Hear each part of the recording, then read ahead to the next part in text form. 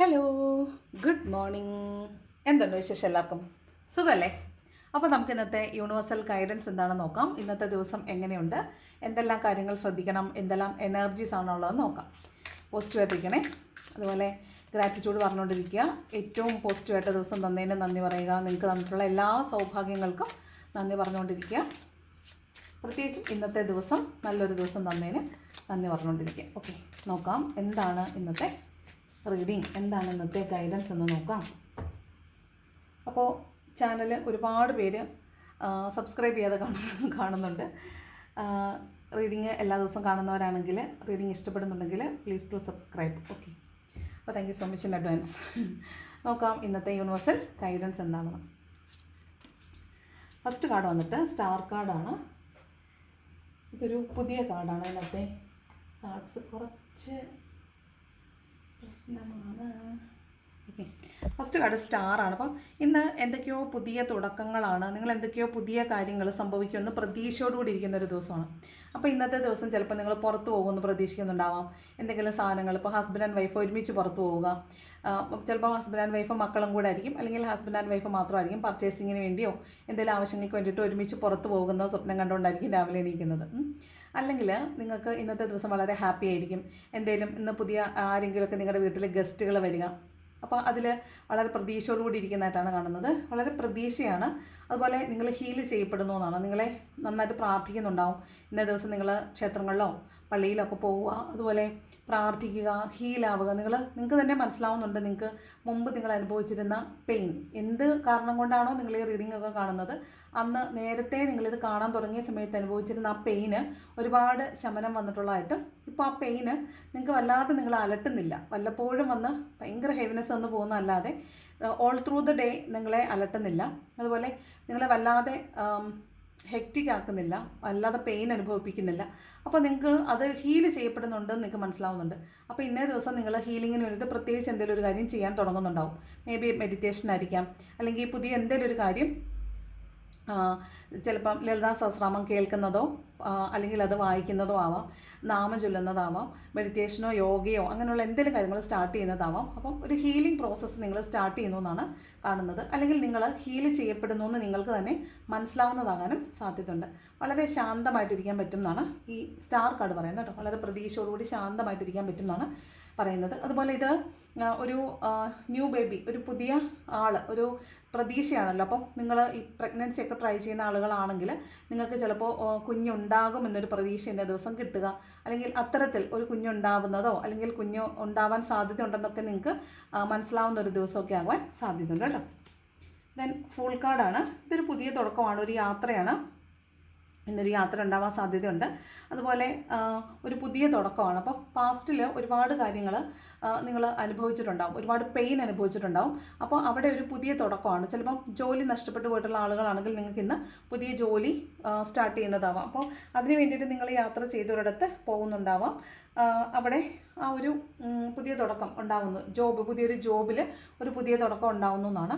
ഇനി റിലേഷൻഷിപ്പിൽ സ്റ്റക്കായിട്ട്, റിലേഷൻഷിപ്പിൽ ബ്രോക്കൺ ആയിട്ടുള്ള ആളുകളാണെന്ന് വിചാരിക്കുക. അങ്ങനെയുള്ള ആളുകളാണെങ്കിൽ നിങ്ങൾ ആ പാസ്റ്റിനെ ഒഴിവാക്കി, അല്ലെങ്കിൽ ആ പാസ്റ്റിനെ മറന്നുകൊണ്ട് ഒരു പുതിയ തുടക്കം വേണമെന്ന് ആഗ്രഹിച്ചുകൊണ്ട് ഒരു പുതിയ യാത്രയോ ഒക്കെ പോകുന്നതാവാൻ സാധ്യതയുണ്ട്. ഇതൊരു യാത്രയുടെ കാർഡ് കൂടിയാണ്. വളരെ ഇന്നസെൻ്റ് ആയിട്ട് നിങ്ങൾക്ക് ഇന്നത്തെ ദിവസം ഹാപ്പി ആയിട്ടിരിക്കാനായിട്ട് പറ്റും.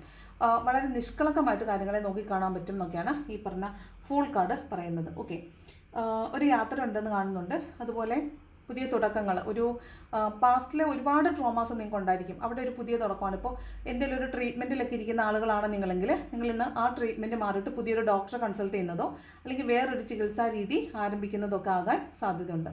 അല്ലെങ്കിൽ ഇന്ന് നിങ്ങളുടെ ഒരു ഓൺടർപ്രണർഷിപ്പ്, നിങ്ങൾ സ്വന്തമായിട്ടൊരു സംരംഭമൊക്കെ തുടങ്ങുന്നുണ്ടെങ്കിൽ അതിൻ്റെ ഉദ്ഘാടനമോ അല്ലെങ്കിൽ അതിൻ്റെ തുടക്കമോ അതിൻ്റെ തുടക്കത്തിലേക്ക് നയിക്കുന്ന എന്തെങ്കിലും കാര്യമോ ഒക്കെ ആവാൻ സാധ്യതയുണ്ട് കേട്ടോ. അതുപോലെ നിങ്ങളുടെ ലൈഫിലെ ഫ്യൂച്ചറിലേക്ക് വേണ്ടുന്ന എന്തെങ്കിലും ഒരു കാര്യം, ഇപ്പം വീട് വാങ്ങിക്കുക, വസ്തു വാങ്ങിക്കുക, നിങ്ങളൊരു ഷോപ്പ് വാങ്ങിക്കുക, അല്ലെങ്കിൽ അങ്ങനെയുള്ള എന്തെങ്കിലും കാര്യങ്ങൾ, പുതിയൊരു ഫ്യൂച്ചറിലേക്ക് ഉള്ള എന്തെങ്കിലും ഒരു കാര്യം തുടങ്ങുന്നതിന് നിങ്ങൾക്ക് കൺഫർമേഷൻ കിട്ടുന്നതായിരിക്കും. ചിലപ്പോൾ ലോണൊക്കെ അപ്രൂവൽ ആക്കിക്കൊണ്ടുള്ള കൺഫർമേഷൻ വരുന്നതാവാം. അങ്ങനെ ഒരു പുതിയ തുടക്കം. അപ്പോൾ നിങ്ങൾക്ക് വളരെ പ്രതീക്ഷയോടുകൂടി ഇരിക്കാൻ പറ്റും. പുതിയതായിട്ട് നിങ്ങൾക്ക് ഒരു പുതിയ ജീവിതം തുടങ്ങാൻ പറ്റുന്നു എന്നുള്ള ഒരു എനർജിയാണ് ഈ കാണുന്നത്. ദെൻ ഡെത്ത് കാർഡാണ്. ഇത് ഒരു ട്രാൻസ്ഫോർമേഷൻ്റെ കാർഡാണ്. ഡെത്ത് കാർഡ് ഒരിക്കലും നെഗറ്റീവ് കാർഡല്ല. നെഗറ്റീവ് അല്ലേന്ന് ചോദിച്ചാൽ നെഗറ്റീവാണ്, എന്നാൽ പൂർണ്ണമായും നെഗറ്റീവായിട്ടുള്ളൊരു കാർഡ് അല്ല. ഇതൊരു ട്രാൻസ്ഫോർമേഷൻ്റെ കാർഡാണ്. അതായത് നിങ്ങൾക്ക് എന്തൊക്കെയോ കാര്യങ്ങൾ പാസ്റ്റിൽ നിങ്ങളാക്കി ഇന്നുള്ള നിങ്ങളാക്കി മാറ്റിയത് ഈ പറഞ്ഞ എന്തോ ഒരു പ്രശ്നം കൊണ്ടായിരിക്കും. അപ്പോൾ ആ പ്രശ്നത്തിൽ കുറേ പെയിൻ നിങ്ങൾ അനുഭവിച്ചിട്ടുണ്ടാകും. ആ പെയിൻ അനുഭവിക്കുക മീൻസ് നിങ്ങൾ ആ പെയിൻ അനുഭവിക്കുമ്പോൾ നിങ്ങൾ എന്ത് ചെയ്തത് കൊണ്ടാണോ ആ പെയിൻ അനുഭവിക്കേണ്ടി വന്നത് അതിനെക്കുറിച്ച് ഓർത്ത് റിഗ്രറ്റ് ചെയ്യുക. അങ്ങനെ ഞാൻ ചെയ്തത് തെറ്റായിപ്പോയി എന്ന് മനസ്സിലാക്കുക. ഇനി ഒരിക്കൽ കൂടി ഒരു അവസരം വന്നാൽ അത് ചെയ്യാതിരിക്കുക. ആ ഒരു പാഠം നിങ്ങൾ പഠിക്കുന്നുണ്ട്. അവിടെ ഒരു ഡെത്ത് എനർജിയാണ്. അപ്പോൾ ആ നിങ്ങൾക്ക് ആവശ്യമില്ലാത്ത ആ ഹോൾഡ് ചെയ്ത് വെച്ചിരുന്ന കുറേ കാര്യങ്ങൾ പാസ്റ്റിൽ നിങ്ങളെ എന്താണോ വേദനിപ്പിച്ചത് ആ കാര്യങ്ങളെല്ലാം എൻഡായി പോകുന്നു എന്നാണ്. ഇതൊരു കാർമിക് സിറ്റുവേഷൻ്റെ എൻഡാണ്. ഡെത്ത് എന്ന് പറയുന്നത് ഒരു കർമ്മ അവസാനിക്കുന്നു എന്നാണ് കേട്ടോ. ഇത് ഒരു ഡെത്ത് ഓഫ് ആൻ ഇറാവായിരിക്കും. ചിലപ്പോൾ നിങ്ങളുടെ ലൈഫിൽ ഒരു ഫേസ് തന്നെ അവസാനിച്ച് പോകുന്നുണ്ടായിരിക്കും. ചിലപ്പോൾ നിങ്ങളുടെ ഒരു ജോബ് നഷ്ടപ്പെട്ടിട്ട് ആ കാർമിക് സിറ്റുവേഷൻ എന്തായി പോകുന്നതായിരിക്കും. അങ്ങനെ എന്തോ ഒരു ഡെത്ത് കാണുന്നുണ്ട്. എന്തോ ഒരു കാര്യം നിങ്ങളുടെ ലൈഫിൽ ഡെത്തായി പോകുന്നതാണ്. അവിടെ തന്നെ ഒരു ഫുൾ കാർഡ്, പുതിയൊരു തുടക്കം അവിടെ തന്നെ കാണുന്നുണ്ട്. അപ്പോൾ എന്താണോ നിങ്ങളുടെ ലൈഫിൽ ഡെത്ത് ആവുന്നത് ആ ഡെത്ത് ആവുന്ന സ്പേസിലേക്ക് പുതിയ കാര്യങ്ങൾ വരുന്നു എന്നാണ്. അപ്പോൾ എപ്പോഴും നമ്മൾ നമ്മുടെ മനസ്സിനെയും നമ്മുടെ ലൈഫിനെയും ഇങ്ങനെ പ്യൂരിഫൈ ചെയ്തുകൊണ്ടിരിക്കണം. ഇല്ലെന്നുണ്ടെങ്കിൽ പഴയ കാര്യങ്ങൾ ഗാബേജ് കെട്ടി കിടന്നിട്ട് നമുക്ക് പുതിയ കാര്യങ്ങൾ അതിനകത്തോട്ട് പ്രവേശിപ്പിക്കാൻ പറ്റത്തില്ല. അപ്പോൾ അങ്ങനെയുള്ളൊരു പുതിയ തുടക്കം, പാസ്റ്റിലത്തെ എന്തൊക്കെയോ കാര്യങ്ങൾ നിങ്ങൾക്ക് ഡെഡായിട്ട് നിങ്ങൾ പുതിയൊരു തുടക്കത്തിലേക്ക് ലീഡ് ചെയ്യുന്നു എന്നാണ് കാണുന്നത്. ഇപ്പോൾ ഒരു സെപ്പറേറ്റഡ് ആയിട്ട് നിൽക്കുന്ന ലേഡീസ് അല്ലെങ്കിൽ വിഡോവുഡ് ആയിട്ടുള്ള ഹസ്ബൻഡ്, ഒരു man or woman whoever it is, അവർക്കൊരു സെക്കൻഡ് മാരേജ് ഒക്കെ നടക്കാൻ സാധ്യതയുള്ളൊരു ദിവസമാണ് കേട്ടോ. അതാണ് ഫുൾ കാർഡും ഡെത്ത് കാർഡും. ഡെത്ത് കാർഡ് ഒരു എൻഡും ഫുൾ കാർഡ് ഒരു തുടക്കമാണ് കേട്ടോ. ദെൻ കിങ് ഓഫ് സ്വോർഡ്സ് ആണ്. ഇതൊരു ക്ലാരിറ്റി നിങ്ങൾക്ക് ഉണ്ട് എന്നുള്ളതാണ്. നിങ്ങൾക്ക് കുറച്ച് കൂടുതൽ കാര്യങ്ങൾ വ്യക്തമാവുന്നു എന്നുള്ളതാണ്. ഇന്നൊരു ഇമ്പാർഷ്യലായിട്ട് നിൽക്കാൻ പറ്റും, ആരുടെയും പക്ഷം പിടിക്കാതെയൊക്കെ നിൽക്കാൻ പറ്റും. അതുപോലെ ഇന്ന് എന്ത് സാഹചര്യം വന്നാലും നിങ്ങൾ ഇമോഷണലി തീരുമാനം എടുക്കരുത്. കാരണം നിങ്ങൾക്ക് ഒരു വഴക്കുണ്ടാകുമ്പോൾ മധ്യസ്ഥനായിട്ട് നിൽക്കുന്നത് നിങ്ങളാണെന്ന് വിചാരിക്കുക. വലത് സൈഡിൽ അമ്മയും ഇടത് സൈഡിൽ വൈഫും ആണെന്ന് വിചാരിക്കുക. അങ്ങനെയാണെങ്കിൽ നിങ്ങൾക്ക് ആരുടെ സൈഡിൽ നിന്നാൽ പറ്റത്തില്ല. അപ്പോൾ എന്ത് ചെയ്യണമെന്ന് വെച്ചാൽ ഇമോഷണലി അല്ലാതെ ന്യായത്തിൻ്റെ പക്ഷം നിൽക്കുന്നതായിരിക്കും ഇന്നത്തെ ദിവസം നിങ്ങളുടെ ആരോഗ്യത്തിന് നല്ലത്. അപ്പോൾ അത്തരത്തിലുള്ള ഒരു ക്ലാരിറ്റി നിങ്ങൾക്ക് വേണം എന്നുള്ളതാണ്. അപ്പം കൃത്യമായി കാര്യങ്ങൾ രണ്ട് വശവും കേൾക്കുക, അതിനനുസരിച്ച് തീരുമാനങ്ങൾ എടുക്കുക. അല്ലെന്നുണ്ടെങ്കിൽ അവിടെ വഴക്കുണ്ടാകാൻ സാധ്യതയുണ്ട്. ഈ കിങ് ഓഫ് സോഡ് വാർഡിലെടുത്തിട്ട് അംഗത്തിൽ നിൽക്കുന്ന ആൾ തന്നെയാണ്. അപ്പോൾ നല്ല ഒരു വഴക്കാളി എനർജി ഇന്ന ദിവസം ഉണ്ടാവാൻ സാധ്യതയുണ്ട്. അതുകൊണ്ട് തന്നെ അതൊരു കോൺഫ്ലിക്റ്റിലേക്കൊക്കെ പോകാൻ സാധ്യതയുണ്ട്. മാത്രമല്ല ഇതൊരു കിങ് ഓഫ് സോഡാണ്. ബുദ്ധിപരമായി കാര്യങ്ങൾ ചെയ്തുകൊണ്ട് നമ്മൾ വിള കൊയ്യുക അല്ലെങ്കിൽ വിളവെടുക്കുക എന്നുള്ളതാണ്. അതായത് നമുക്ക് ഫിനാൻഷ്യൽ അബണ്ടൻസ് വരുന്നത് നമ്മൾ ബുദ്ധിപൂർവ്വം പ്രവർത്തിക്കുമ്പോഴാണ്. അല്ലാതെ വെറുതെ ഒന്നും നമുക്ക് പണം വന്ന് കുമിയത്തില്ല. അപ്പോൾ നമ്മൾ അതിൻ്റെ പിന്നിൽ ഒരുപാട് എഫേർട്ട് ഇട്ടിട്ടുണ്ടാവും. അപ്പോൾ ഒരു രാജാവ് എന്ന് പറയുമ്പോൾ തന്നെ നമുക്കറിയാം എല്ലാത്തിൻ്റെയും തലവനാണ്. അപ്പോൾ അദ്ദേഹത്തിൻ്റെ ബുദ്ധിപരമായ പ്രവർത്തനം കൊണ്ട് അവിടെ സമൃദ്ധി ഉണ്ടാകുന്നതാണ്. അപ്പോൾ ഇന്ന ദിവസം സമൃദ്ധി ഉണ്ടാവാൻ സാധ്യതയുണ്ട്. അതേസമയം കോൺഫ്ലിക്റ്റ് ഉണ്ടാകാൻ സാധ്യതയുണ്ട് എന്നാണ് ഈ കാണുന്നത് കേട്ടോ. അപ്പോൾ അതൊന്ന് സൂക്ഷിക്കണം. കോൺഫ്ലിക്റ്റ് ഉണ്ടാകാനുള്ള സാധ്യത തള്ളിക്കളയാൻ പറ്റത്തില്ല. ദെൻ ഇത് 5 ഓഫ് പെൻറ്റക്കിൾസിൻ്റെ എനർജിയാണ്. ഈ പറഞ്ഞ 5 ഓഫ് പെൻറ്റക്കിൾസ് എന്ന് പറഞ്ഞാൽ മാനസികമായും ശാരീരികമായും ബുദ്ധിമുട്ടുള്ള ദിവസമാകാൻ സാധ്യതയുണ്ട്. മാനസികമായിട്ട് ഫിനാൻഷ്യൽ പ്രശ്നം കൊണ്ടായിരിക്കാം ബുദ്ധിമുട്ടുള്ളതുകൊണ്ട് ചിലപ്പോൾ നിങ്ങൾ ഇപ്പോൾ താമസിക്കുന്ന വീട് വിട്ടിട്ട് മാറിപ്പോവുക, വേറെ വീട്ടിലേക്ക് പോവുക. ഇപ്പോൾ വാടകയ്ക്ക് താമസിക്കുന്നെങ്കിൽ ആ വീട് മാറി വേറെ വീട്ടിലേക്ക് പോവുക. നിങ്ങൾ സ്വന്തം വീടാണെങ്കിൽ ആ വീട് വിറ്റിട്ട് വേറെ ഒരിടത്തേക്ക് പോവുക. ഇപ്പോൾ നിങ്ങൾ താമസിക്കുന്ന വീടിൻ്റെ റെൻറ്റ് നിങ്ങൾക്ക് അഫോർഡ് ചെയ്യാൻ പറ്റുന്നില്ലെങ്കിൽ വേറൊരു വീട്ടിലേക്ക് മാറുക. അതുപോലെ ഹോസ്പിറ്റൽ കേസുകൾ വന്നിട്ട് പണം എങ്ങനെ ഉണ്ടാക്കും എന്നുള്ളൊരു ടെൻഷനിലിരിക്കുക. മോസ്റ്റ്ലി അത് മെൻ്റൽ ആൻഡ് ഫിസിക്കലാണ് കേട്ടോ. ഫിസിക്കൽ എയിൽമെൻറ്റ്സ് വരുമ്പോൾ ഉണ്ടാകുന്ന മെൻ്റൽ എയിൽമെൻ്റാണ്. അതുപോലെ പണമില്ല എന്നുള്ള ചിന്ത മനസ്സിൽ വന്നുകൊണ്ടിരിക്കുന്നു. നിങ്ങൾക്ക് പൈസയ്ക്ക് ആവശ്യമുണ്ട്, പക്ഷേ ആ പൈസ നിങ്ങളുടെ കയ്യിൽ ഇല്ല. ഒന്നുകിൽ നിങ്ങൾക്ക് പണം നഷ്ടപ്പെട്ടു പോയിട്ടുണ്ട്, അല്ലെങ്കിൽ നിങ്ങൾക്ക് പണം ആവശ്യമുണ്ട് പക്ഷേ അത് നിങ്ങളുടെ കയ്യിൽ ഇല്ല. അപ്പോൾ നിങ്ങളുടെ കയ്യിൽ ഇല്ലല്ലോ എന്നുള്ളൊരു ചിന്തയുണ്ടല്ലോ, ആ ചിന്തയിൽ എങ്ങനെ ഒപ്പിക്കും എന്നുള്ള ചിന്ത വരുന്നതാണ് ഈ 5 ഓഫ് പെൻറ്റക്കിൾ എന്ന് പറയുന്നത്. ഒന്ന് നിങ്ങളുടെ പുവർ മണി മൈൻഡ് സെറ്റാണ്. ഇല്ല എന്നുള്ള ചിന്തയാണ്. അതൊരിക്കലും ഉണ്ടാവാൻ പാടില്ല. ധാരാളമായിട്ടുണ്ട്, പണം ധാരാളമായിട്ട് എൻ്റെ കയ്യിൽ ഉണ്ട് എന്നാണ് വിചാരിക്കേണ്ടത്. ഇല്ല എന്ന് വിചാരിച്ചാൽ അത് ഉള്ളതും കൂടെ ഇല്ലാതായി പോകത്തേ ഉള്ളൂ. അതുപോലെ നമുക്ക് മണി മാനിഫെസ്റ്റേഷൻ എല്ലാ ദിവസവും പറയുന്നതാണ്. മണി മാനിഫെസ്റ്റേഷൻ ചെയ്യണം, മണി വിഷ്വലൈസ് ചെയ്യണം, അതുപോലെ മണി ഹോപ്പനൊപ്പനോ ചൊല്ലണം. അപ്പോഴാണ് നമ്മളിലേക്ക് മണി എനർജി കൂടുതലായിട്ട് വരുന്നത്. പിന്നെ പറഞ്ഞല്ലോ, ഫിസിക്കൽ എയിൽമെൻറ്റ്സ് ഉണ്ടാവാൻ സാധ്യതയുണ്ട്, അതുപോലെ മെൻ്റൽ എയിൽമെൻറ്റ്സും. മാനസികമായിട്ട് അടുത്തൊരു മാനസിക സമ്മർദ്ദം ഉണ്ടാവാൻ സാധ്യതയുണ്ട്. അതുപോലെ ശാരീരികമായിട്ട് കാല്, കൈക്ക്, ഷോൾഡർ, ബാക്ക് ഇവിടെയൊക്കെ പെയിൻ ഉണ്ടാവാനൊക്കെ സാധ്യതയുണ്ട്. ഇങ്ങനെ വീണ് ഒടിയുക, പൊട്ടുക അങ്ങനെയൊക്കെ അല്ലേ, അതൊന്നും ഉണ്ടാവാതിരിക്കാൻ പ്രത്യേകം ശ്രദ്ധിക്കണം കേട്ടോ. പിന്നെ പണം നഷ്ടപ്പെട്ടു പോകാൻ സാധ്യത ഉണ്ടെന്ന് പറഞ്ഞില്ലേ, അത് പെട്ടെന്ന് നമുക്ക് എന്തെങ്കിലും ആവശ്യത്തിന് പൈസ ഇല്ലാതെ വരുമ്പോൾ നമ്മൾ കൊണ്ട് പണയം വിൽക്കുക, അല്ലെങ്കിൽ മറ്റുള്ളവരുടെ അടുത്ത് കടം വാങ്ങിക്കുക, ഇതൊക്കെയാണ് കേട്ടോ. അങ്ങനെ ചെയ്യുമ്പോൾ അതൊരു ഫിനാൻഷ്യൽ ലോസാണ്. അത്തരത്തിലും ആകാൻ സാധ്യതയുണ്ട്. പിന്നെ വിലപിടിപ്പുള്ള സാധനങ്ങൾ നഷ്ടപ്പെട്ടു പോകാതിരിക്കാൻ പ്രത്യേകം ശ്രദ്ധിക്കണം. ഓക്കെ, ഇത് 3 ഓഫ് കപ്സ് ആണ്. ഒരു സെലിബ്രേഷൻ ഉണ്ടാവാൻ സാധ്യതയുണ്ട്. ഒരു ആഘോഷത്തിൽ പങ്കെടുക്കുക എന്നുള്ളതാണ്. പഴയ ആളുകളെ ചേർന്ന് കാണാനൊക്കെ സാധ്യതയുണ്ട്. മോസ്റ്റ്ലി ഇതൊരു കല്യാണമോ അല്ലെങ്കിൽ ഒരു ബ്രൈഡ് ടു ബിയോ മോം ടു ബിയോ ഒക്കെ ആവാൻ സാധ്യതയുണ്ട്. പിന്നെ നിങ്ങളുടെ പഴയ ഫ്രണ്ട്സിനെ കാണുന്നത്, ഫ്രണ്ട്സുമായിട്ടുള്ള ഗെറ്റ് ടുഗദർ ആയിരിക്കാം, റീയൂണിയൻ ആയിരിക്കാം, അങ്ങനെയുള്ള കാര്യങ്ങളൊക്കെ സംഭവിക്കുന്നതാകാൻ സാധ്യതയുണ്ട്. അതാണ് 3 ഓഫ് കപ്സ് എന്ന് പറയുന്നത്. ചിലപ്പം നിങ്ങളുടെ ബന്ധങ്ങൾക്കിടയിൽ മൂന്നാമതുള്ള ആളുകളുടെ ഇൻ്റർഫിയറൻസ് കൊണ്ട് കോൺഫ്ലിക്റ്റുകൾ ഉണ്ടാകാനും സാധ്യതയുണ്ട് കേട്ടോ. മൂന്നാമതുള്ള ആളുകൾ ഒരിക്കലും നമ്മുടെ ബന്ധങ്ങൾക്കിടയിലേക്ക് കയറാൻ സമ്മതിക്കാതിരിക്കുന്നതാണ് നല്ലത്. അവിടെ ഒരു സ്പേസ് കൊടുക്കരുത് ഒരിക്കലും. നീ ഇത് കണ്ടോ, അല്ലെങ്കിൽ നീ ഒന്ന് പറഞ്ഞേ എന്നൊക്കെ പറഞ്ഞ് നമ്മൾ മൂന്നാമതൊരാളെ പിടിച്ച് നമ്മുടെ പ്രശ്നത്തിനിടയ്ക്ക് കൊണ്ടുവന്ന് ഇടാൻ ശ്രമിക്കരുത്. അത് വലിയ പ്രശ്നമാവത്തേ ഉള്ളൂ. പിന്നെ ആ മൂന്നാമത്തെ ആളെ ഒഴിവാക്കാൻ നമ്മൾ അതിലും വലിയ പള്ളി പിടിക്കാൻ പോകേണ്ടി വരും. അപ്പോൾ അതിലും നല്ലത് നമ്മൾ ബന്ധങ്ങൾക്കിടയിലുള്ള പ്രശ്നങ്ങൾ അവർ തന്നെ, ഈ ആരൊക്കെയാണ് അഫക്റ്റഡ് ആയിരിക്കുന്ന ആ ആളുകൾ തന്നെ പറഞ്ഞ് കോംപ്രമൈസ് ആക്കുന്നതാണ് എപ്പോഴും നല്ലത്. ഓക്കെ, നെക്സ്റ്റ് 7 ഓഫ് കപ്സ് ആണ്. ഇതിനകത്ത് എന്താന്ന് പറഞ്ഞാൽ ഒരു ഇല്യൂഷനാണ്. അതായത് ഒരുപാട് കാര്യങ്ങളുണ്ട് ഇതിനകത്ത്. അതായത് വീട് വയ്ക്കുക, വീട് വാങ്ങിക്കുക, വീടിൻ്റെ നിർമ്മാണവുമായി ബന്ധപ്പെട്ടിട്ടുള്ള പണികൾ, അങ്ങനെയുള്ള എന്തെങ്കിലും ഒരു കാര്യം. ചിലപ്പോൾ കുറ്റി അടിക്കുന്നതാവാം, അല്ലെങ്കിൽ പെയിൻ്റ് അടിക്കുന്നതാവാം, വാർക്കുന്നതാവാം, അങ്ങനെ എന്തെങ്കിലും ഒരു കാര്യം ചിലപ്പോൾ ഇന്ന് നടക്കുന്നുണ്ടായിരിക്കും. അപ്പോൾ അതുമായി ബന്ധപ്പെട്ടിട്ടുള്ള ഒരു കാര്യം, വീടുമായി ബന്ധപ്പെട്ട ഒരു കാര്യമാകാം. വീട് വാങ്ങുകയോ വിൽക്കുകയോ റെനോവേറ്റ് ചെയ്യുന്നതോ ആവാം. അങ്ങനെയുള്ളൊരു എനർജി കാണുന്നുണ്ട്. ദെൻ നമ്മൾക്ക് വളരെ പ്രഷ്യസ് ആയിട്ടുള്ള സാധനങ്ങൾ നമ്മൾ പർച്ചേസ് ചെയ്യുക, ഗോൾഡ് പോലുള്ള സാധനങ്ങൾ പർച്ചേസ് ചെയ്യുക, ആഘോഷങ്ങളിൽ പങ്കെടുക്കുക. അതുപോലെ നമുക്ക് റിലേഷൻഷിപ്പുകൾ റീയൂണിയൻ ഉണ്ടാവുക, റിലേഷൻഷിപ്പുകൾ ബ്രേക്കപ്പുകൾ ഉണ്ടാവുക. ഗോൾഡ് വാങ്ങിക്കുന്നതും വിൽക്കുന്നതും ആകാം, ഗോൾഡ് പണയം വെക്കുന്നതാവാം, എടുക്കുന്നതാവാം, അങ്ങനെയൊക്കെയുള്ള എനർജി ഉണ്ട്. പിന്നെ ഈ പറഞ്ഞ പോലെ ചില ആളുകളുടെ ഫോൾസ് മാസ്ക്, അതായത് അവർ നമ്മളോട് കള്ളമാണ് കാണിക്കുന്നത് എന്നൊക്കെ നമുക്ക് പെട്ടെന്ന് മനസ്സിലാവും. അപ്പോൾ നമ്മൾ പെട്ടെന്ന് കൺഫ്യൂസ്ഡ് ആവും. അയ്യോ, ഇതിങ്ങനൊന്നും അല്ലായിരുന്നല്ലോ, ഇവർ നേരത്തെ ഇങ്ങനെ അല്ലായിരുന്നല്ലോ. അപ്പോൾ അവരുടെ റിയൽ ഫേസും അവർ പ്രിറ്റൻഡ് ചെയ്ത ഫേസും കൂടെ നമുക്ക് മനസ്സിലാകാതെ വരത്തില്ലേ. അപ്പോൾ നമ്മൾ അവിടെ കൺഫ്യൂസ്ഡ് ആകും. ഡിസ്ഗൈസിങ് ആസ് എന്ന് പറയത്തില്ലേ, അതായത് അവർ പ്രിറ്റൻഡ് ചെയ്യുവാണ്, അവർ ഭാവിക്കുവാണ് ഞാൻ ഇങ്ങനെയാണെന്ന്, പക്ഷേ ആക്ച്വലി അവർ അങ്ങനെ ആയിരിക്കത്തില്ല. അപ്പോൾ ചില ആളുകൾ ചില കാര്യങ്ങൾ പറഞ്ഞു എന്നറിയുന്നത് നമുക്ക് ഭയങ്കര ഒരു ബുദ്ധിമുട്ടുണ്ടാക്കും. അയ്യോ, ഇവരിങ്ങനെയായിരുന്നോ എന്നോർക്കുമ്പോൾ, അവരങ്ങനെ ചെയ്തല്ലോ എന്നൊക്കെ ഓർക്കുമ്പോൾ ഭയങ്കര വിഷമം ഉണ്ടാകുന്ന ഒരു എനർജിയാണ് 7 ഓഫ് കപ്സ്. അതായത് നമ്മൾ കൺഫ്യൂസ്ഡ് ആയി നിൽക്കുക, മായക്കാഴ്ചയിൽ പെട്ടുപോകുക എന്നൊക്കെയാണ്. അതുപോലെ ഇന്ന് പർച്ചേസിങ്ങിനൊക്കെ പോകുമ്പോൾ കൃത്യമായിട്ട് വേണ്ടുന്ന സാധനങ്ങൾ മാത്രം വാങ്ങിക്കാൻ ശ്രദ്ധിക്കണം. ഇല്ലെന്നുണ്ടെങ്കിൽ നമ്മൾ ആകെപ്പാടെ കൺഫ്യൂസ്ഡ് ആയിട്ട് ആവശ്യമില്ലാത്ത സാധനങ്ങളൊക്കെ വാങ്ങിച്ചുകൊണ്ട് വരും. അങ്ങനെയും ഫിനാൻഷ്യൽ ലോസ് ഉണ്ടാകാൻ സാധ്യതയുണ്ട്. ദെൻ 4 ഓഫ് കപ്സ് ആണ്. നമ്മൾ എന്തോ ഒരു കാര്യം പ്രതീക്ഷിച്ചിരുന്നിട്ട് അത് കിട്ടുന്നില്ല. എത്ര പ്രതീക്ഷിച്ചിട്ടും എത്ര ശ്രമിച്ചിട്ടും നമുക്കത് കിട്ടാതെ വരുമ്പോഴത്തേക്കും നമ്മൾ അവസാനം മടുത്തിട്ട്, ഇനി എനിക്കത് കിട്ടിയാലും വേണ്ട എന്ന് നമ്മൾ പറയത്തില്ലേ, മടുത്തു പോകത്തില്ലേ. ചില കാര്യങ്ങൾക്ക് വേണ്ടിയിട്ട് നമ്മൾ ആഗ്രഹിച്ച് പ്രതീക്ഷിച്ച് കാത്തിരുന്നിട്ട് കിട്ടാതെ വരുമ്പോൾ മടുത്തു പോകത്തില്ലേ. ആ എനർജിയാണ് ഈ 4 ഓഫ് കപ്സ്.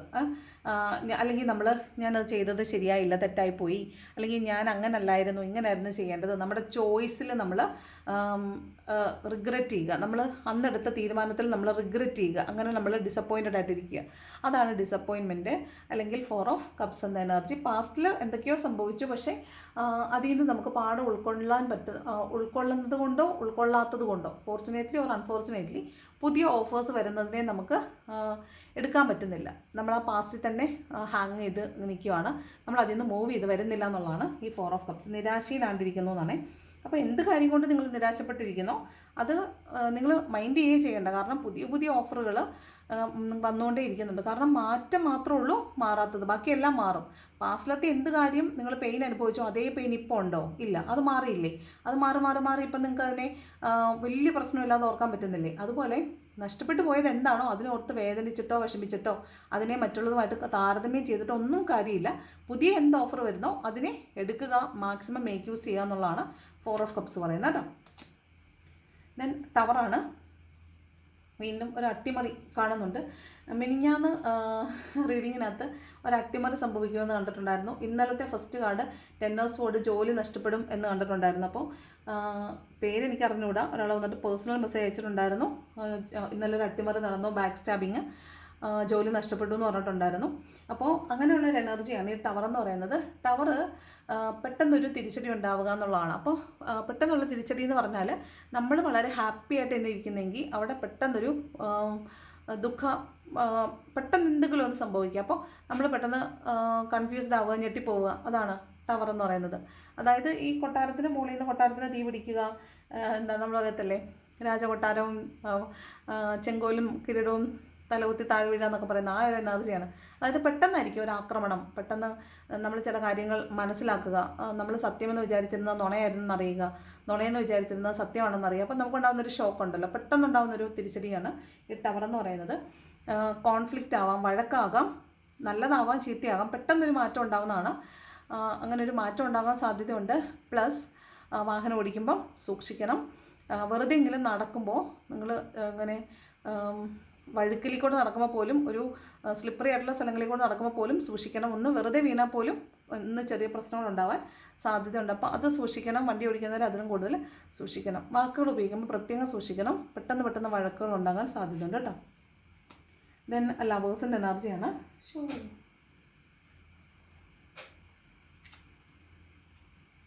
ഒട്ടും പുറത്ത് കാണിക്കാൻ പറ്റാത്ത കാർഡാണ്, ലവേഴ്സിൻ്റെ കാർഡാണ്. അപ്പോൾ ഇവിടെ ഒരു കോംപ്രമൈസാണ്. അത് കോംപ്രമൈസ് മീൻസ് ഒരു യൂണിയനാണ്. പക്ഷേ എന്താ പ്രശ്നം എന്ന് വെച്ചാൽ